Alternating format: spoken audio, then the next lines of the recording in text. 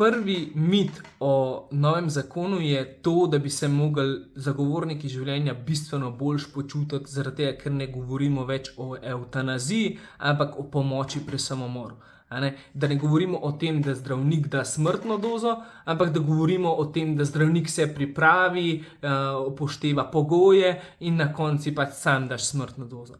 Zakaj ni bistvene razlike? Zaradi tega, ker tako kot zdaj dojemamo človekovo življenje in dostojanstvo, pa do tega, da pomagamo pri samomoru, je bistveno večja razlika, kot če pomagamo pri samomoru in potem evtanaziramo.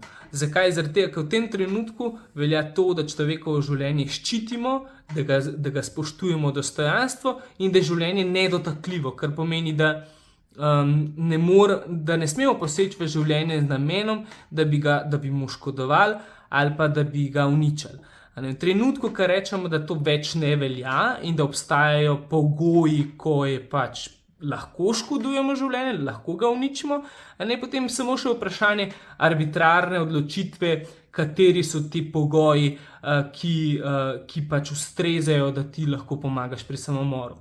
In če gledamo države, ki so uzakonile pomoč pri samomoru, se vidi, da se ta seznam čedalje daljša in da je več upravičencev, čedalje več je upravičencev do pomoči pri samomoru. In v trenutku, ko imamo neko pravico, pravico do pomoči pri prostovoljnem končanju življenja, je potem vprašanje diskriminacije v primeru, recimo, da ti fizično ne moreš si na koncu dati te smrtne doze. In ker pač imamo neko sodišče, ki reče, da si bil res diskriminiran, smo v trenutku lahko na vprašanju evtanazije. Ker na koncu ostane samo še vprašanje, ali človekovo življenje ščitimo in ga varujemo, ali ga pa pač ne.